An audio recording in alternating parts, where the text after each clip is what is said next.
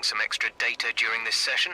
Nothing you need to worry about, but as we have some new parts, we'll just confirm they're performing to spec.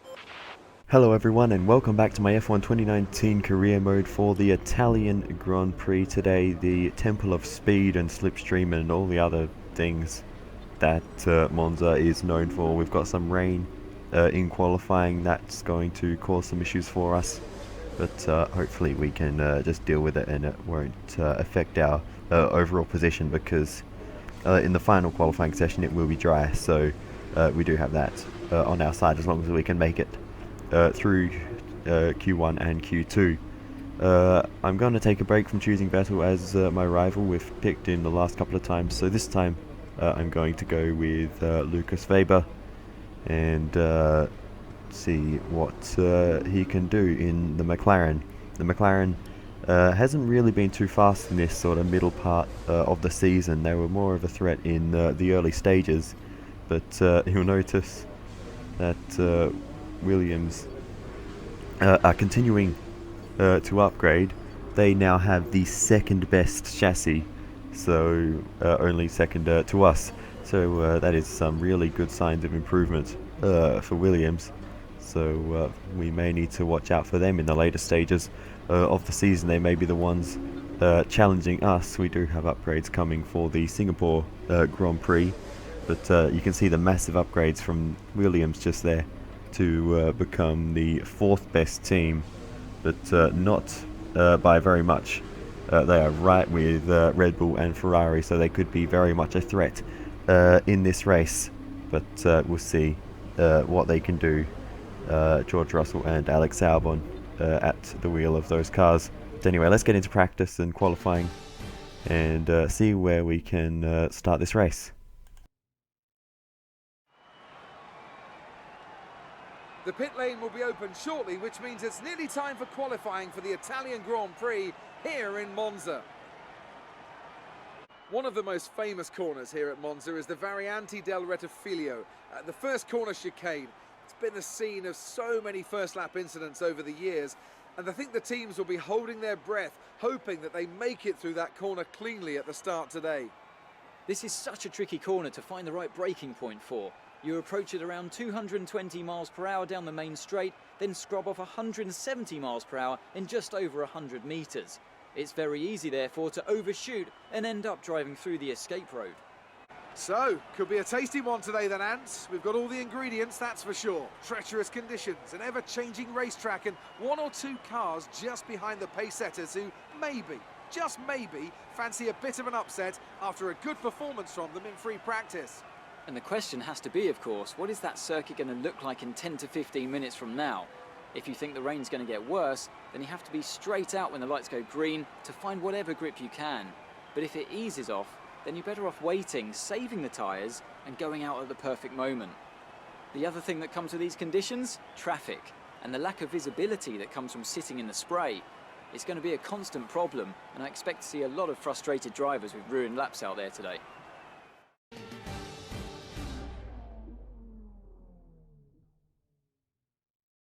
So we move on to the end of Q1, and you can see we get through in second position.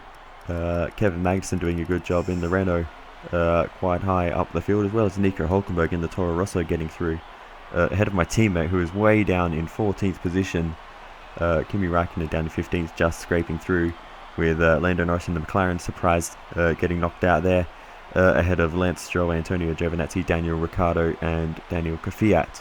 Knocked out in the first session, so Ricciardo really struggling compared to Magnussen around Monza, which is a bit of a surprise, but anyway, that is the way it's played out this time in the intermediate conditions. We go on to Q2, still in the intermediate conditions, but the DRS was actually enabled by the end of the flying lap I did right at the end of the session, which helped me actually top the session, I think, there.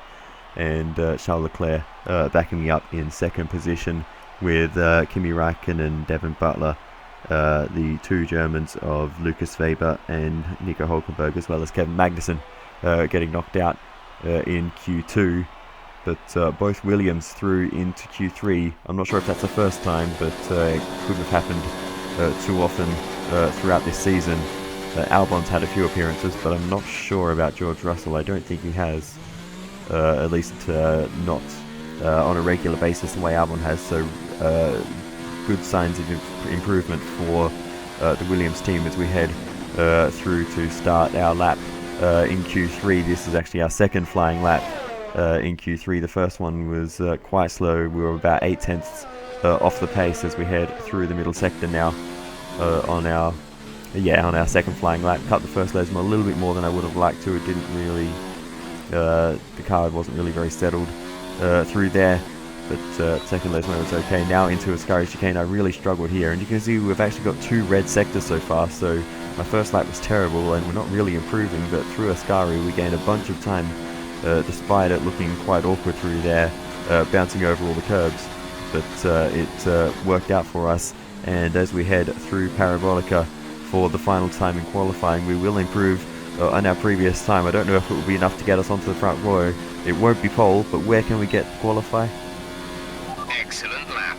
We're really pleased. P2, it is the front row for us, as my English stopped working at the end of that last sentence. We're all ready for tomorrow's race, but before we begin, let's have a quick look at those who will be fronting the grid. Leclerc, the scientist, and Sebastian Vettel. With qualifying wrapped up, we now have our grid lineup for the big race tomorrow. Be sure to join us then for what will no doubt be a fantastic race. And look at that, Alex Albon in 4th position in the Williams.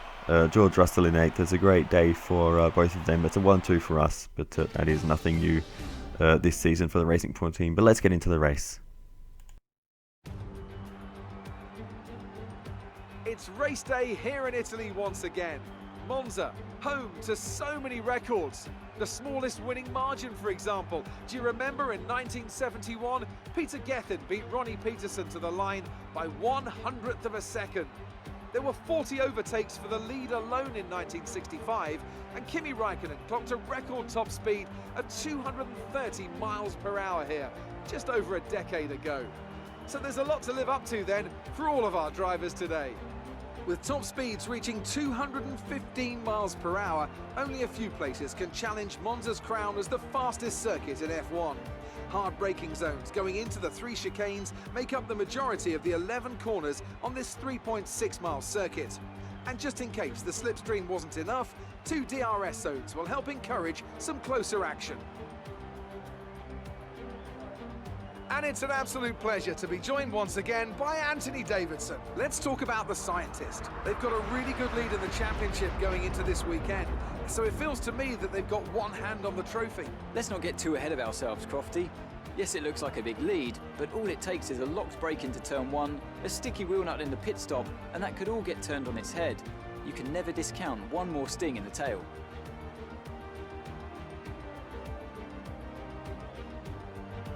Off the back of a fantastic qualifying session, it's time to see how our starting grid looks for today's race. Charles Leclerc lines up on pole position, and the scientist completes the front row. As we continue through the rest of the grid today, we have Vettel, Albon, Max Verstappen and Bottas, Perez, Hamilton, Raikkonen and Devon Butler, Weber, Russell, Kevin Magnussen and Norris, Stroll, Ricciardo, Pierre Gasly. They've taken a grid penalty, and Antonio Giovinazzi, Hülkenberg and Daniel Kvyat completes the grid.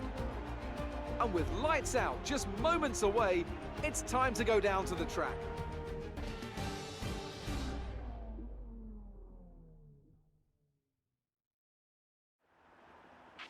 With your podium last race, the team are hoping for more of the same, but with yesterday's qualifying performance, it could be tough.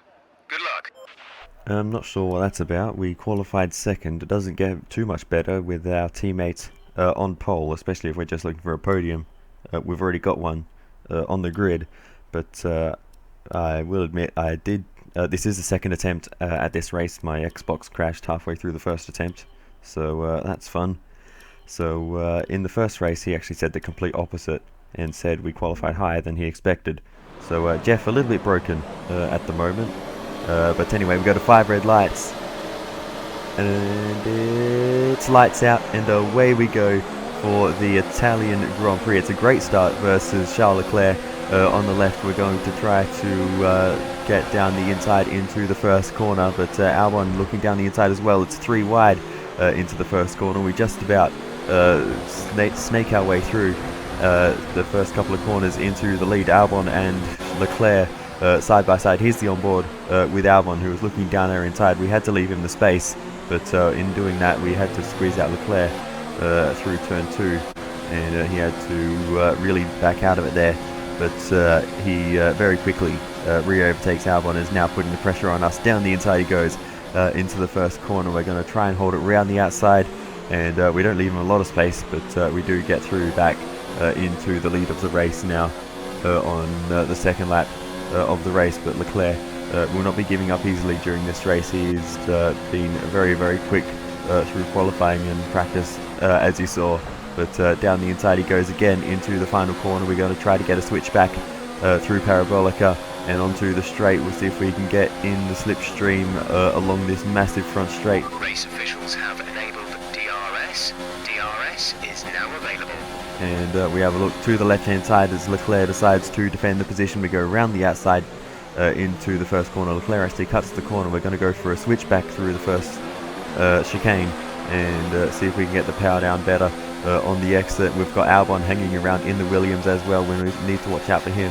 And we're going to make the move on Leclerc into the Ascari chicane. He locks up, but I couldn't make the move. That just looked like it was going to end in a crash. So I decided to back out of it that time and had to cut the corner a little bit. I wasn't sure if Leclerc even saw me coming. But we sweep to the outside as Leclerc defends once again. Round the outside we go, and we do retake the lead of the race on the 6th lap now. But as we continue on, Leclerc once again is not going to give up. He's down the inside, and we just have to give up the position there. There was nothing we could do. Leclerc threw back into the lead of the race, and you can see there's a bit of a train forming behind us, headed by the Ferrari. So we're going to have to watch out for them in this race. Obviously, the Italian Grand Prix Ferrari will be looking for a good race here. They were robbed last year with Charles Leclerc leading the race before he had a mechanical failure. But we do get back ahead of Leclerc, now our teammate in this season, and my old teammate at Ferrari, which is a very confusing thing. I still will get those confused forever. But as I'm rambling on through all of that, you can see we've been battling away with Leclerc, and it's just overtake after overtake, and we're not really gaining any ground on the cars behind. They just are sitting in the DRS, and as we're battling, we're costing each other time. I was trying to just either get the overtake done and try to pull away, or just sit behind him for a while, but neither of those tactics worked, because the cars behind us had DRS, and Leclerc would keep defending even if I just tried to sit behind. So we are just going to continue to battle away and just try to stay in the mix for the race lead for as long as we can, because I think overall Leclerc will have better pace around this circuit, and he has typically had better race pace around most circuits. As we make a mistake at the exit of Ascari, Leclerc gets through once again. But can we make a move into the final corner? Not going to happen, but we'll be right close behind him as we head along the front straight, and we will be able to get some slipstream and DRS as we head towards the first corner with the Ferraris hanging around as well. This is going to be a race-long battle, it seems, with many cars involved as we go around the outside and back into the lead of the race. Now on the 10th lap of the Italian Grand Prix. Still a long way to go in this one. Still a long time still we even start thinking about pit stops. That Leclerc goes down the inside into Ascari, but we can't quite hold it around the outside on that occasion. We get a switch back though on the exit, but I think Leclerc has got his engine turned up. He added some pretty good straight line speed as we're trying to defend from the cars behind. So close behind Leclerc there, almost pushing him into the corner. So lucky not to get any damage from that little exchange. But I think we did just about avoid contact with our teammate. But DRS again along the front straight. We're going to go to the inside, to the outside, and we'll go around the outside once again and take the lead of the race to the inside of turn 2. And we'll take that right back as there are still a train of cars following us. Albon seems to have dropped back in that train somewhat, so a shame for him because he was running really well. But to avoid sounding like a broken record, I'm just going to put music over this next bit.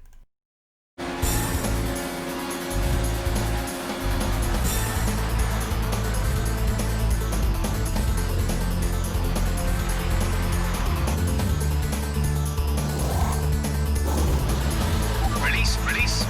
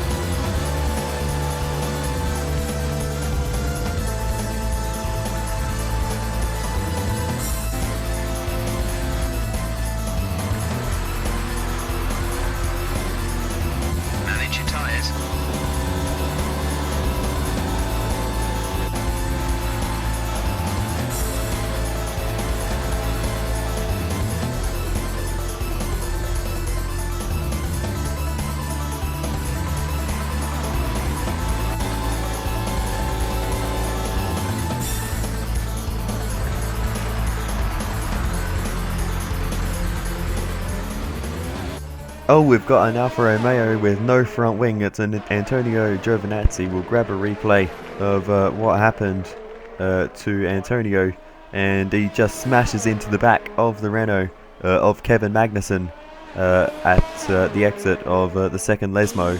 We'll go on board to see what happened. Magnussen's going slowly, and Giovinazzi just straight into the back of him. I think what happened is Magnussen had a gearbox failure or something like that, and turned right to get off the racing line.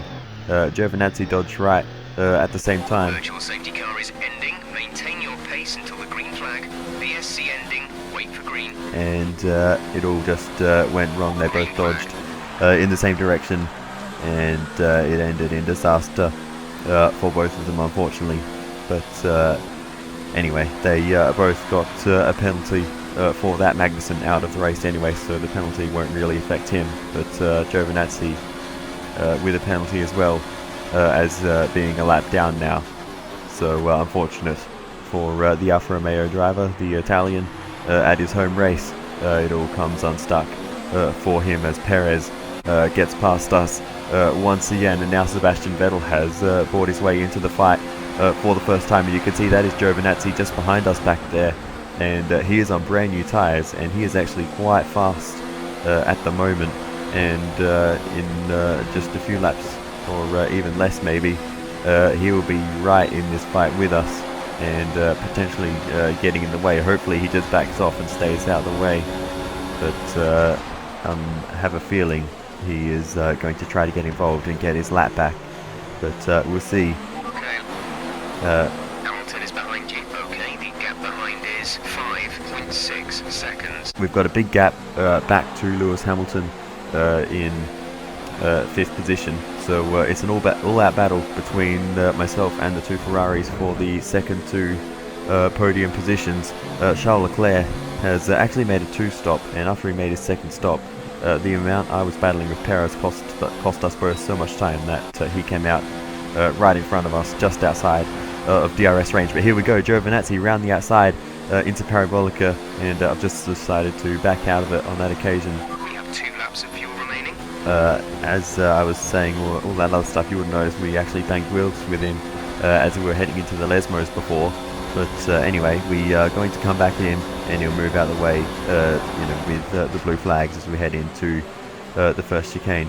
So a bit of a weird thing there with GIOVINAZZI, but anyway, he should stay out of the way for the rest of the race now. Final lap of the race. As we are now on the final lap of the race, and the two Ferraris are battling side by side as we head into the first corner, and Vettel round the outside of Sergio Perez to the inside, and we're going to get a great exit here, too good actually, and I couldn't really go anywhere with it, and Vettel is going to try and get round the outside of Perez. We're going to squeeze to the inside of Perez, and we'll get that move done up into 3rd position. We're pushing Vettel as we head into the second chicane. Down the inside we go, and we'll get the move done round the outside. Vettel hits us as he skips over the curb and breaks the end plate off of our front wing, so we've got that damage to deal with for the rest of the race now. Here's the replay, and we left him the space on the inside, but he just ran a bit wide. We've run wide now through the first Lesmo. Vettel down the inside into the second Lesmo, but now crucially we have the DRS as we head towards Ascari, as Leclerc is dominating this race. He's going to win for sure by now, and we are heading now into the Ascari chicane down the inside of Sebastian Vettel, and we get the move done.